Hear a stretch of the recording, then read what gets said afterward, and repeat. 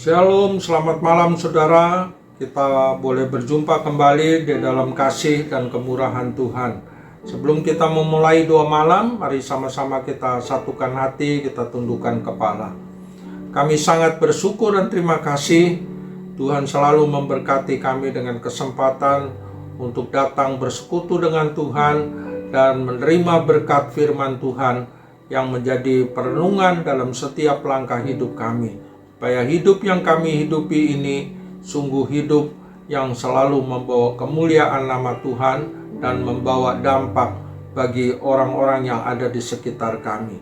Mari Bapa, berkati kami dengan hikmat firman-Mu, supaya apa yang kami pelajari dan renungkan malam hari ini sungguh berguna, berfaedah bagi langkah hidup kami. Dalam nama Yesus kami berdoa dan mengucap syukur. Amin. Malam hari ini kita akan merenungkan firman Tuhan yang saya beri judul Jadilah Baik dan Sempurna. Jadilah baik dan sempurna. Pertanyaan, bisakah kita hidup menjadi baik dan menjadi sempurna?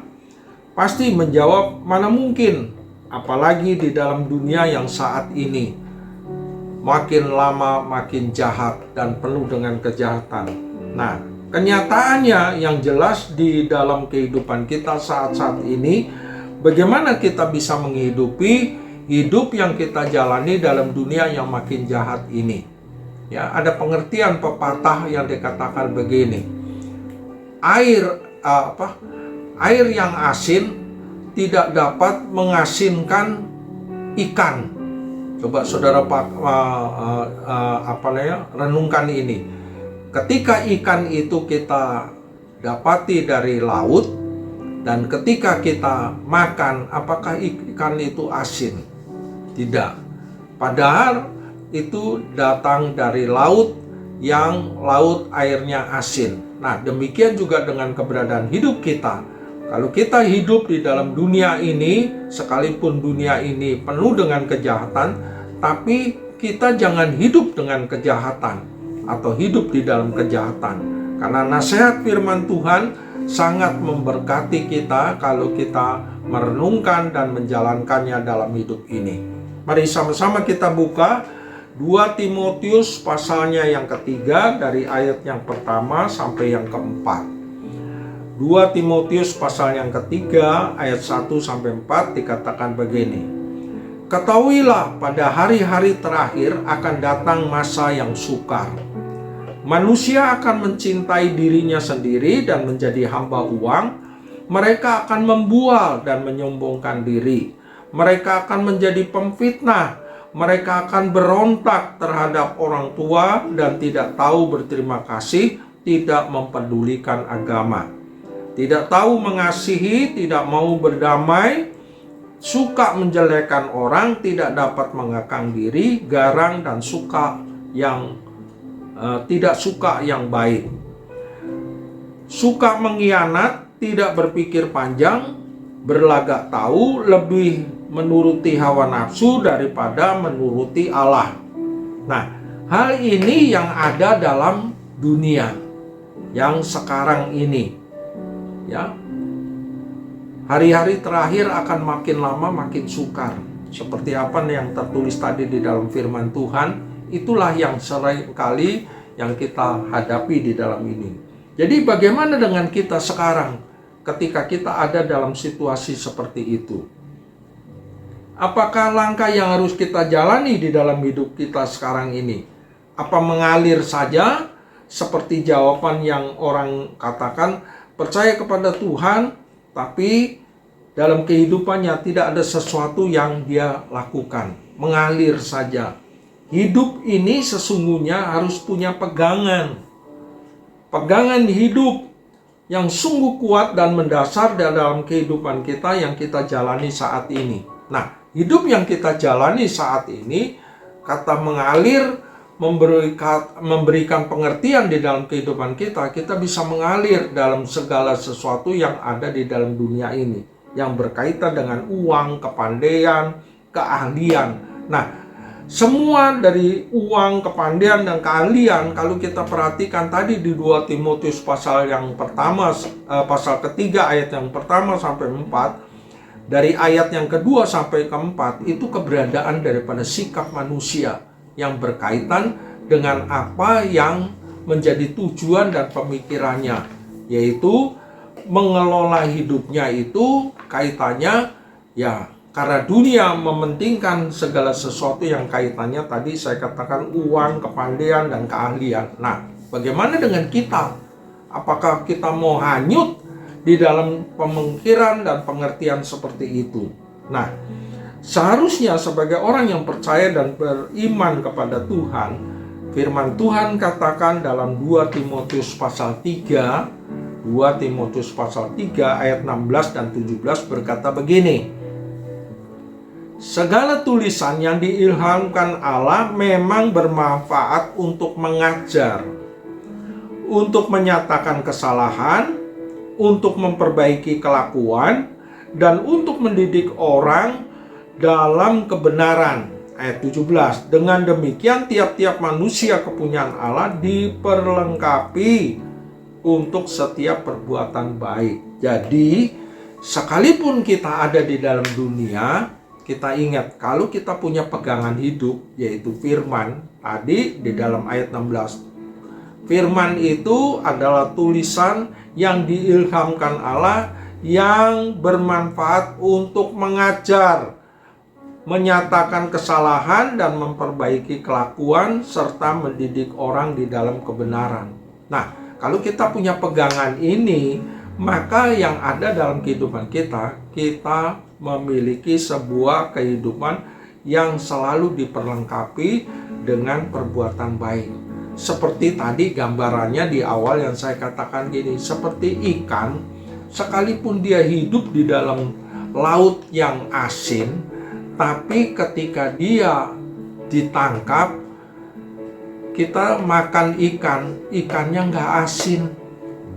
Nah, hidup yang kita jalani, sekalipun dunia ini makin jahat, tapi kalau kebenaran firman Tuhan menjadi milik dalam kehidupan kita, dalam langkah hidup kita, kita tidak pakai konsepnya dunia, tapi kita pakai konsepnya Tuhan. Yang tadi di dalam ayat 16 jelas dikatakan, bermanfaat mengajar, menyatakan kesalahan, dan memperbaiki kelakuan serta mendidik orang di dalam kebenaran. Nah, kapan kita harus meletakkan dasar hidup kita yang benar dan yang sempurna? Perhatikan langkah yang harus kita lakukan.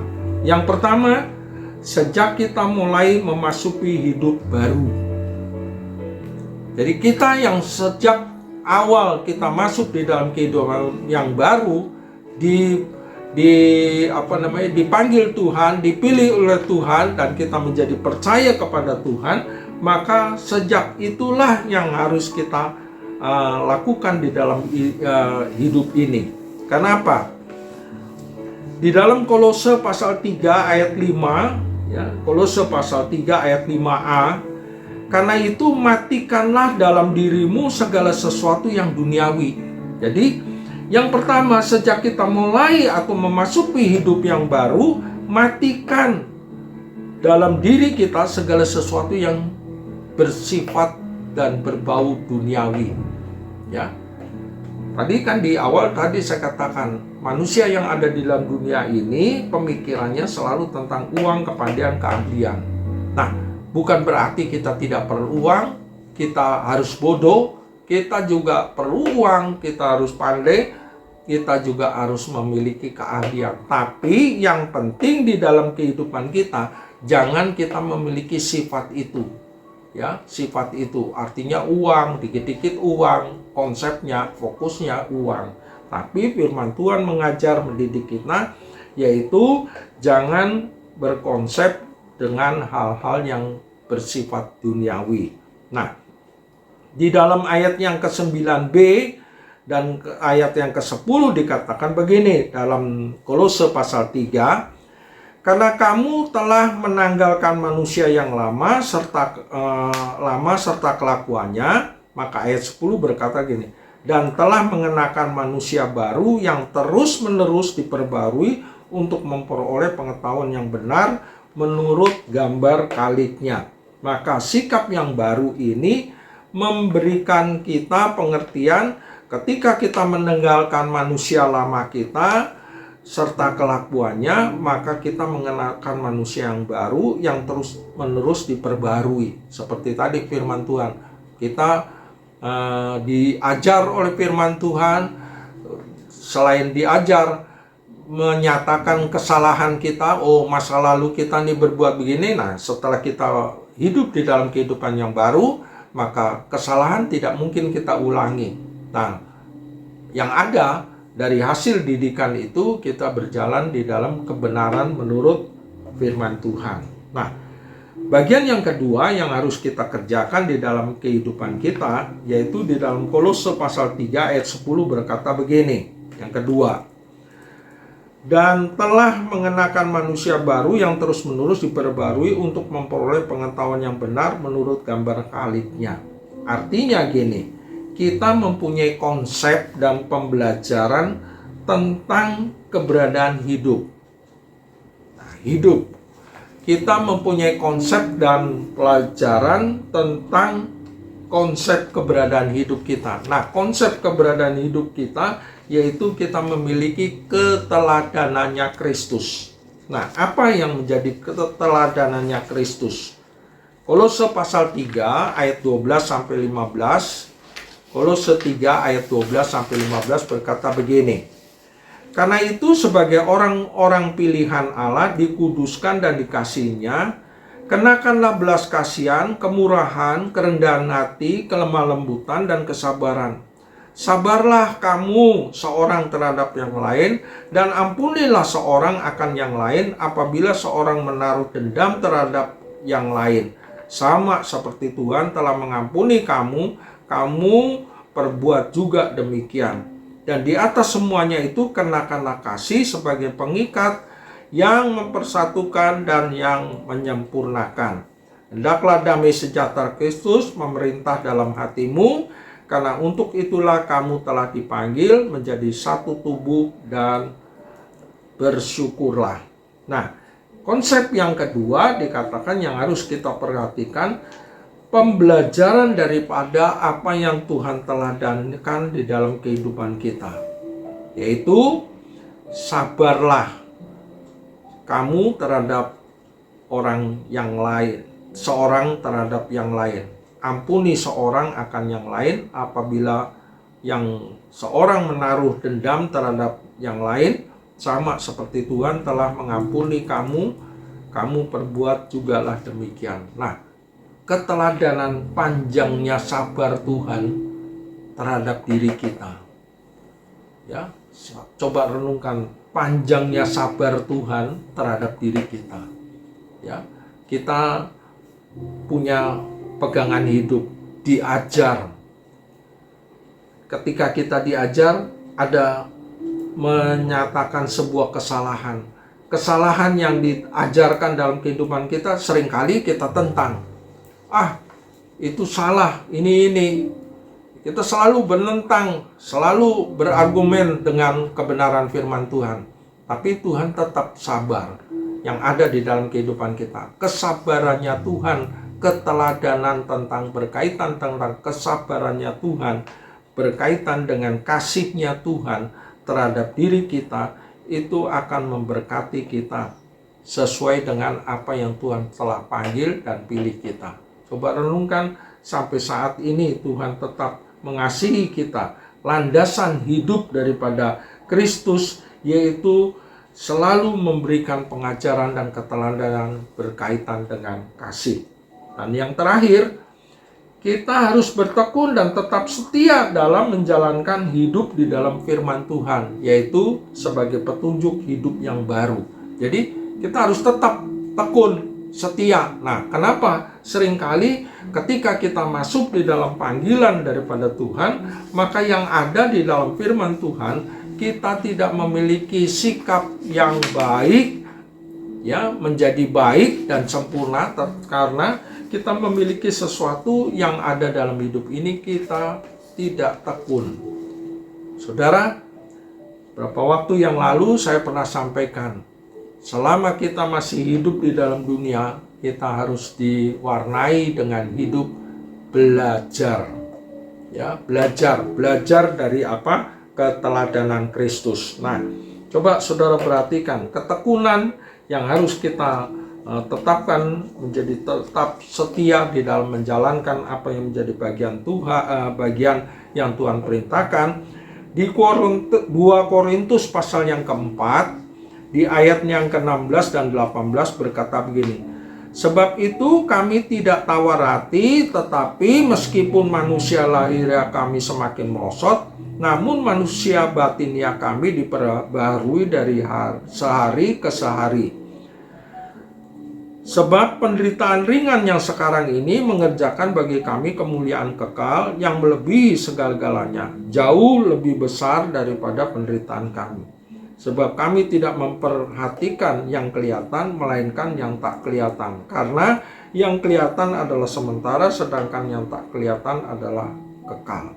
Jadi, untuk menjalankan hidup ini yang tadi saya katakan, selama kita hidup, kita harus belajar. Maka yang ada, hidup yang kita jalani harus memiliki ketekunan, tetap setia kepada Tuhan. Sekalipun dunia ini makin jahat, tetapi kita tetap tekun setia dalam mengikuti apa yang Tuhan teladankan dalam kehidupan kita.